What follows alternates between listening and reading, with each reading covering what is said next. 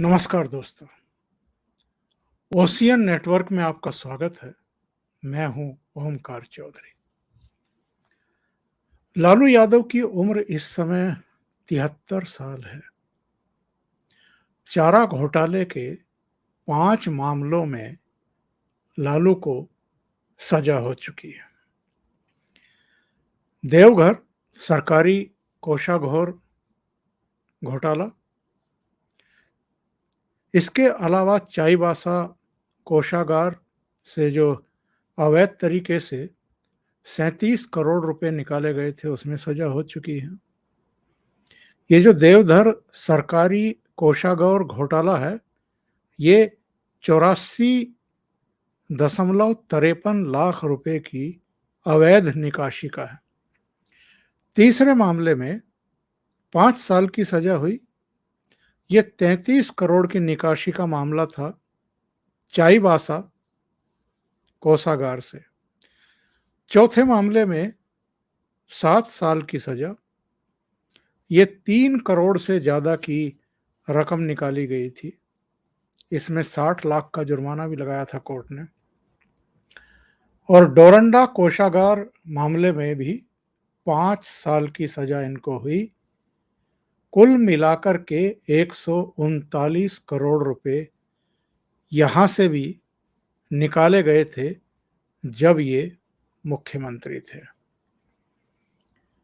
मुख्यमंत्री काल में जो भ्रष्टाचार हुए चारा घोटाले से संबंधित, उसमें सजा हुई। और जब रेल मंत्री थे 2004 से लेकर के 2009 के बीच में डॉक्टर मनमोहन सिंह की सरकार में, तो उस समय इन्होंने रेल मंत्री रहते हुए बहुत बड़े बड़े खेल किए। खेल भी ऐसे आप हैरत में रह जाएं। इन्होंने क्या काम किया, नौकरी निकाली समूह डी की, और उसमें जो तदर्थ नियुक्तियां होती हैं वो की, बाद में उनको नियमित किया। और ये नौकरियां कैसे दी, लैंड फॉर जॉब, यानी जमीन जो है वो हमें दे दीजिए अपनी, और रेलवे में नौकरी ले लीजिए।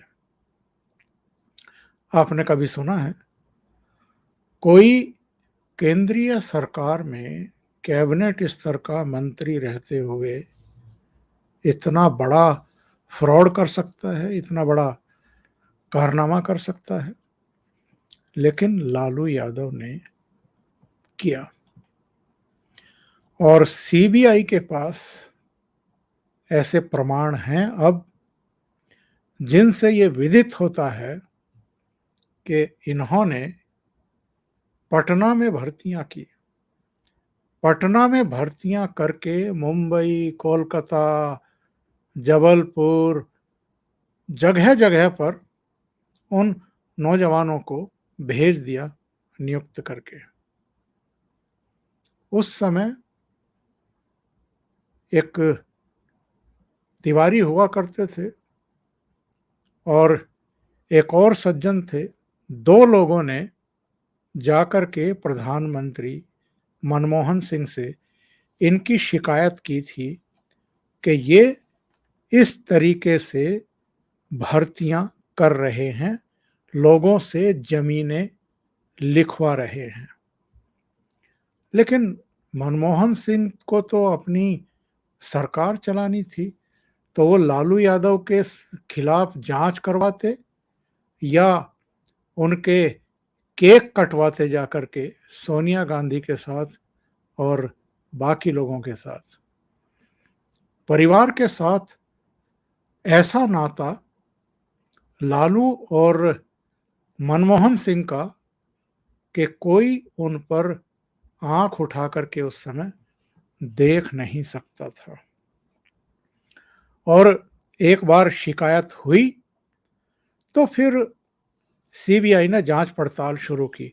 आपको ध्यान होगा एक और मामला बीच में आया था 2017 में, आईआरसीटीसी का घोटाला, और वो अलग घोटाला था।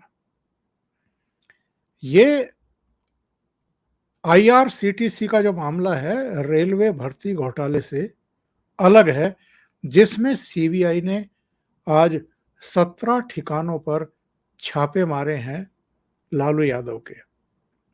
आज यानी 20 मई की मैं बात कर रहा हूं, क्योंकि 20 मई की रात को ये प्रोग्राम रिकॉर्ड किया जा रहा है और 21 की सुबह इसको चलाया जा रहा है।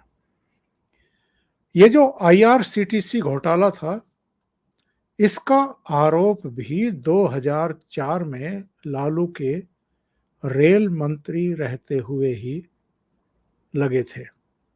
रेलवे बोर्ड ने उस समय रेलवे की कैटरिंग और रेलवे होटलों की सेवा को पूरी तरीके से आईआरसीटीसी को सौंप दिया था, और इस दौरान रांची और पुरी के जो बीएनआर होटल के रखरखाव, संचालन और विकास को लेकर के जो टेंडर में अनियमितताएं हुई थी, ये टेंडर 2006 में एक प्राइवेट होटल सुजाता को दिए गए थे, और आरोप ये था कि सुजाता होटल्स के जो मालिक हैं, उन्होंने इसके बदले लालू यादव परिवार को पटना में 3 एकड़ जमीन दी थी जो बेनामी थी। इस मामले में भी लालू यादव, राबड़ी देवी और तेजस्वी यादव समेत कई लोग आरोपी हैं। 2017 में इस मामले को लेकर के जनता दल यू और राष्ट्रीय जनता दल के बीच में जो गठबंधन हुआ था वो टूट गया था, और नीतीश कुमार इनका गठबंधन तोड़ करके वापस भारतीय जनता पार्टी में चले गए थे। उनके साथ गठबंधन बना करके उन्होंने सरकार बना ली थी। जो 20 मई की सुबह 16-17 ठिकानों पर सीबीआई ने छापे मारे हैं, वो उसी सिलसिले में मारे हैं जो मैं आपको बता रहा था, लैंड फॉर जॉब स्कैम। यानी अपनी जमीन किसी थर्ड पर्सन के नाम कर दीजिए। सीधे तो लालू प्रसाद और उनका परिवार अपने नाम करवा नहीं सकता था, तो थर्ड पार्टी ढूंढी गई, उसके नाम जमीन करवाई, और जिन्होंने जमीन की उनके बच्चों को इन्होंने नौकरी पर लगा दिया, बाद में उनको नियमित भी किया। ऐसे सैकड़ों मामले हैं, सैकड़ों मामले। दिल्ली, पटना, गोपालगंज, भोपाल, इन 4 ठिकानों पर सीबीआई सुबह 6 बजे जा धमकी। पटना में लालू नहीं थे, तेजस्वी यादव भी नहीं थे। तेजस्वी यादव के बारे में जानकारी है कि लंदन की यात्रा पर है। लालू यादव इस समय जमानत पर बाहर तो हैं, लेकिन पटना में नहीं थे। पटना में राबड़ी देवी, उनकी बेटी और बेटा तेज प्रताप, ये सब थे। तो सीबीआई ने जाकर के इनको सर्च वारंट दिए। राबड़ी देवी ने लालू यादव से फोन मिलाकर के बात की, बताया कि सीबीआई छापा मारने के लिए आई है, सर्च करने के लिए आई है। इसके बाद वकील को बुलाया गया। सुबह 6 बजे सीबीआई के अधिकारी पटना वाले आवास में 10 सर्कुलर रोड पर एंट्री कर चुके थे, लेकिन 8 बजे के बाद जब वकील आ गए, उन्होंने सर्च वारंट का मुआयना कर लिया, तब जाकर के उनको सर्च की परमिशन दी गई। 2 कमरे बंद थे, उन पर ताला जड़ा हुआ था। सीबीआई के अधिकारियों ने राबड़ी देवी से कहा कि इनके ताले खोलिए, इनकी चाबी दीजिए। उन्होंने चाबी देने से इनकार कर दिया। ताले तोड़ने वाले को बुलाया गया, ताले तोड़े गए, सर्च की गई, और वहां से सीबीआई के सूत्रों का कहना है कि काफी महत्वपूर्ण दस्तावेज मिले हैं। इस मामले में 15 लोगों के खिलाफ एफआईआर दर्ज की है सीबीआई ने। इनमें लालू प्रसाद यादव हैं, पूर्व रेल मंत्री, राबड़ी देवी हैं, इनकी पत्नी, मीसा भारती हैं, इनकी पुत्री, और हेमा यादव, इन्हीं की पुत्री। यानी 4 तो लालू यादव के परिवार के लोग हैं। इसके अलावा राजकुमार सिंह हैं, महुआ बाग, धनौत, मिथिलेश कुमार हैं, महुआ बाग, धनौत, अजय कुमार हैं, ये भी वहीं के हैं, संजय राय भी वहीं के हैं, धर्मेंद्र राव राय ये भी वहीं के हैं, विकास कुमार भी वहीं के हैं, पिंटू कुमार, दिलचांद कुमार, प्रेमचंद कुमार, लालचंद कुमार, हृदयनाथ चौधरी इटवा गोपालगंज के, अभिषेक कुमार बिंदौरी बिहटा पटना के, और कुछ और अन्य भी हैं। अब आप अंदाजा लगा सकते हैं कि कौन कौन इसमें शामिल थे। जब इसकी डिटेल आपके सामने आएगी तो आप दांतों तले उंगली दबाने के लिए बाध्य हो जाएंगे कि रिश्वत भी ले रहे हैं तो जमीन की, प्लॉट की, और उस पर जो है ये सुशील मोदी जो उप मुख्यमंत्री रहे नीतीश कुमार के साथ, उनका कहना यह है कि दर्जनों लोगों से इन्होंने नौकरी देने के नाम पर जमीनें लिखवा ली, उनके प्लॉट हड़प लिए। और इस बात की शिकायत शिवानंद तिवारी और ललन सिंह, इन दोनों ने तब मनमोहन सिंह से की थी, लेकिन कुछ नहीं हुआ उस समय। जब मनमोहन सिंह नहीं रहे प्रधानमंत्री, उसके बाद सीबीआई ने इस मामले की जांच पड़ताल की जब नरेंद्र मोदी प्रधानमंत्री बने। और जब सीबीआई रेड कर रही थी पटना वाले आवास पर, तो आरजेडी के एक एमएलए मुकेश रोशन बहुत सारे समर्थकों के साथ, आरजेडी कार्यकर्ताओं के साथ वहां पहुंच गए। एक पूरा सीन क्रिएट किया गया, जबरदस्त नारेबाजी की गई सीबीआई के अधिकारियों के खिलाफ, प्रधानमंत्री नरेंद्र मोदी के खिलाफ। इसके अलावा भी एक एमएलसी पहुंच गए, उन्होंने कहा कि साहब ये सियासी बदले की भावना से कार्रवाई की जा रही है। चूंकि पिछले दिनों नीतीश कुमार की और तेजस्वी यादव की मुलाकातें हुई हैं, इसलिए इनको लग रहा है कि साहब कहीं नीतीश कुमार और लालू का जो परिवार है वो फिर से एकजुट ना हो जाए, यानी नीतीश कुमार कहीं इनके हाथों से, यानी भारतीय जनता पार्टी के हाथों से ना निकल जाए और उनके साथ सरकार ना बना ले, इसलिए सीबीआई के छापे पड़वा करके ये सियासी बदला निकाला जा रहा है। और आरजेडी ने क्या कहा है? आरजेडी की तरफ से अगर हम तेजस्वी यादव का ट्वीट देखें तो जरा देखिए, सत्य और तथ्य का मार्ग वह अग्निपथ है जिस पर चलना कठिन है पर असंभव नहीं। देर से ही सही, लेकिन विजय सदैव सत्य की ही होती है। लड़ रहे हैं, जीत रहे हैं, लड़ते रहेंगे, जीतते रहेंगे। ए हवा जाकर कह दो दिल्ली के दरबारों से, नहीं डरा है, नहीं डरेगा लालू इन सरकारों से। इनका एक ट्विटर हैंडल पर पिन्ड ट्वीट है, ये 26 दिसंबर 2017 का है। पढ़ लीजिए क्या है। अगर लालू जी बीजेपी से हाथ मिला लेते तो वो आज हिंदुस्तान के राजा हरिश्चंद्र होते। तथाकथित चारा घोटाला 2 मिनट में भाईचारा घोटाला हो जाता अगर लालू जी का डीएनए बदल जाता। क्या चारा घोटाला तब हुआ था जब नरेंद्र मोदी प्रधानमंत्री बने थे? और क्या नरेंद्र मोदी के पीएम काल में ही चारा घोटाले की जांच पड़ताल शुरू हुई है। ये तो काफी समय पहले से हो रही है, बल्कि तब से हो रही है जब आई के गुजराल और एचडी देवगौड़ा प्रधानमंत्री हुआ करते थे और लालू यादव का सपोर्ट था।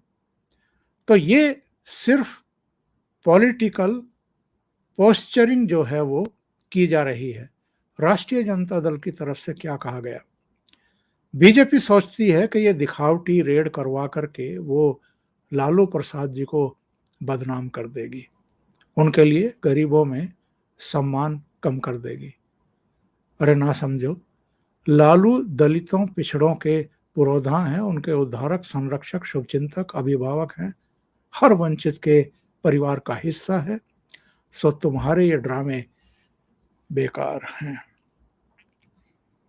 जिन पर इतने गंभीर आरोप लगे हुए हैं कि जिन्होंने प्लॉट लिखवा करके नौकरियां दी हैं लोगों को और उसके दस्तावेज सीबीआई के हाथ में आ गए हैं और सीबीआई उन्हीं दस्तावेजों के आधार पर आगे और सबूत इकट्ठा करने के लिए छापे मार रही है। गजेट्स बरामद किए गए हैं, दूसरी चीजें बरामद हुई हैं, पूछताछ की है, उसमें भी ये लोग राजनीतिक रंग देने से बाज नहीं आ रहे हैं। राष्ट्रीय जनता दल का एक और ट्वीट देखिए। तोते और तोते के अब्बा, जातिगत जनगणना तो होकर के रहेगी। और इनके प्रवक्ता मनोज झा, जो राज्यसभा के सदस्य भी रहे, क्या कहते हैं कि जब जब आपकी सरकार हिलती है, जन उभार की राजनीति होती है, आपके विरुद्ध सामाजिक और राजनीतिक गोलबंदी होती है, तब आप भय और खौफ की राजनीति करते हैं। एक के माध्यम से दूसरे को डराने की कोशिश करते हैं। ये जान लीजिए कि कोई नहीं डरेगा, ना हम और ना ही बिहार की जनता। सुनिए। आश्चर्य बिल्कुल नहीं हुआ जब हमने रेड की बात सुनी। दुख जरूर हुआ कि कहां हिंदुस्तान के लोकतंत्र को मौजूदा भाजपा सरकार लेके जा रही है। लालू जी के वक्त से लेकर के जब जब जन उभार की राजनीति शुरू हुई, हाल के दिनों में नेता प्रतिपक्ष ने बेरोजगारी से लेकर के जातिगत जनगणना की बात शुरू की, संवाद बिहार के बाकी दलों तक भी पहुंचा, साथ आने लगे, तो इतना डर कि आपने फिर से एक बार एक मरी हुई चिड़िया को जिंदा करके फिर से उस तोते को आपने घर पे बिठा दिया। इस डर और खौफ की राजनीति से आप अगर सोचते हैं राष्ट्रीय जनता दल, लालू जी, उनके समर्थक, नेता प्रतिपक्ष तेजस्वी जी को आप डरा लेंगे, तो आप बिहार को नहीं जानते। बिहार लोकतंत्र की जननी रही है और ये कुठाराघात जो लोकतंत्र पे आप कर रहे हैं, ये कुठाराघात जो जन उभार पर कर रहे हैं, ये आपको बहुत महंगा पड़ेगा। इतना आगाह कर सकता हूं कि आपके दल का संभवतः अगर बिहार के आवाम ने तय कर लिया ना, तो नामो निशान वाला नहीं होगा और ये बहुत जल्द होगा। आप इंतजार करते रहिए, आप इस्तेमाल करिए अपने सेंट्रल ब्यूरो ऑफ इन्वेस्टिगेशन का, क्योंकि ये प्रेडिक्टेबल है आपका। जब जब आपकी सत्ता हिलती है, जब जब आपको लगता है गोलबंदी दूसरी तरफ हो रही है, तो आप डराने की कोशिश करते हैं। एक के माध्यम से दूसरों को, अन्य को कोई नहीं डरेगा, न हम, न वो, न बिहार की आवाम। तो सुन रहे हैं हम, ये लोग इस पूरे अपराध को, घोटाले को, जो जॉब की एवज में जमीनें लूटी गई लोगों की, जो भ्रष्टाचार है सीधे सीधे, उसको सियासी रंग देने से बाज नहीं आ रहे हैं। ये समूह डी में रेलवे के कई जोन में लालू यादव ने रेल मंत्री रहते हुए नौकरियां दी थी। कोई विज्ञापन, कोई सार्वजनिक नोटिस जारी नहीं किया गया था। पटना के निवासी मुंबई, जबलपुर, कलकत्ता, जयपुर और हाजीपुर में नियुक्त किए गए थे और जमीन की रजिस्ट्रियां जिनको नौकरी दी गई, वो किसी तीसरे के नाम, और 5 साल बाद वो जमीन गिफ्ट के तौर पर ट्रांसफर करवा ली गई और इसमें भी दो चेहरों का बड़ा खेल था। एक हृदयानंद चौधरी बताए गए हैं, एक ललन चौधरी बताए गए हैं। एक विधान परिषद के चतुर्थ श्रेणी कर्मचारी थे और एक रेलवे का कर्मचारी था। रेलवे का कर्मचारी और विधान परिषद का कर्मचारी। और आपको जानकर के ताज्जुब होगा कि इन्होंने लाखों रुपए की जमीन राबड़ी देवी को दान की। ये कहां से आई थी जमीन? क्या सीबीआई जो है वो बेवकूफ है कि बिना सबूत के, बिना प्रमाण के, बिना दस्तावेजों के राई का पहाड़ बना देगी? पहले इन लोगों को सब्स्टिट्यूट के तौर पर काम पर रखा जाता था, भर्ती किया जाता था और फिर इनको आहिस्ता से नियमित कर दिया जाता था। 21 सितंबर 2021 को सीबीआई ने इसमें प्रीमियरली जो एक सूचना होती है वो दर्ज की और उसके बाद इसको जांच के बाद एफआईआर में तब्दील कर दिया गया। सुशील मोदी जो उप मुख्यमंत्री रहे नीतीश कुमार के साथ, उनका तो यहां तक आरोप है कि इन्होंने ऐसे ऐसे खेल कर रखे हैं कि जब कांति सिंह को केंद्र में मंत्री बनवाया गया तो उनकी जमीन रखवाली, रघुनाथ झा को जब बनवाया गया तो उनका एक 3 मंजिला मकान, घर गोपालगंज का, वो हड़प लिया। ये सुशील मोदी के आरोप हैं और उनका कहना है कि मैं जितनी सूचनाएं दे रहा हूं ये सारी ऑथेंटिक है। जैसे उन्होंने कहा है कि लालू यादव परिवार के पास इस समय 141 भूखंड हैं, 30 फ्लैट हैं, 6 मकानों के मालिक हैं ये अलग अलग शहरों में, और इन सब के हमने प्रमाण दिए हैं। उन्होंने कहा कि एक मामूली चतुर्थ श्रेणी कर्मचारी के घर पैदा होने वाला व्यक्ति कुछ ही साल में 141 भूखंड का मालिक कैसे हो जाता है? इस सवाल का जवाब तो लालू यादव को देना चाहिए। लेकिन सबसे आश्चर्य की बात यह है कि इनको चारा घोटाले के 5 मामलों में सजा हो चुकी है। इसके अलावा अब जब ये रेल मंत्री थे उस समय फिर इन्होंने इतना बड़ा घोटाला किया और किस तरह से इनकी कॉन्सिस अलाउ करती है। आखिर इनको कितना पैसा चाहिए? आखिर ये कोई सीमा होती है भ्रष्टाचार की या नहीं होती है? लालू यादव का मसला इस देश की भ्रष्टतम राजनीति का एक ऐसा काला अध्याय है जिसकी छोटी मोटी मिसाल तो आपको मिलेंगी लेकिन इतनी बड़ी तो नहीं मिलेगी। आप मुख्यमंत्री रहते हुए भी घोटाले कर रहे थे, आप रेल मंत्री रहते हुए भी घोटाले करते हुए पाए गए, जिसका पीछा सीबीआई करते हुए जगह जगह रेड कर रही है और उन सारे मामलों को ट्रेस कर रही है, उनके सबूत ढूंढ रही है। इनके जो विधान परिषद सदस्य जिनका मैं नाम पता बता रहा था, सुनील सिंह, उन्होंने कहा कि साहब ये सियासी छापे हैं और 17 साल से आरजेडी सत्ता में नहीं है। हालांकि 2015 से 2017 तक ये सत्ता में थे।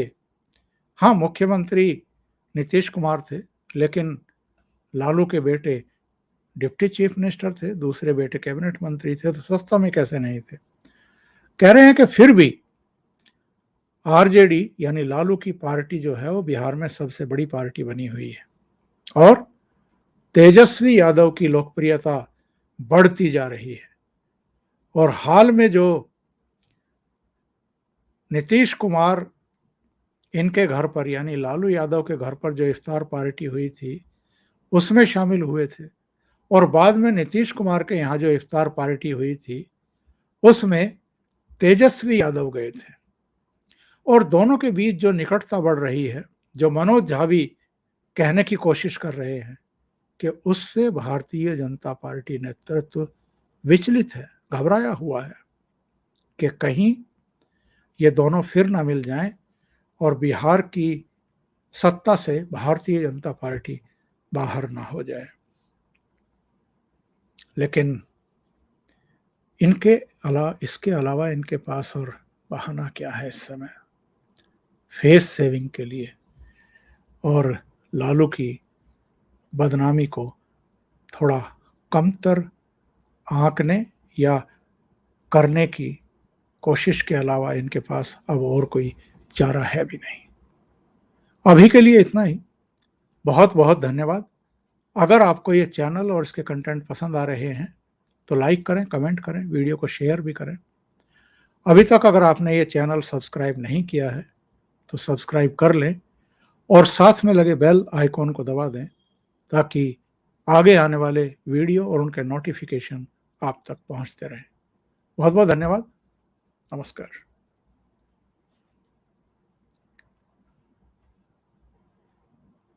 जरा गंभीरता से सोचिए, लालू यादव ने भ्रष्टाचार में उलझ करके या मुख्यमंत्री रहते हुए भी, रेल मंत्री रहते हुए भी भ्रष्टाचार करके कमाया क्या है?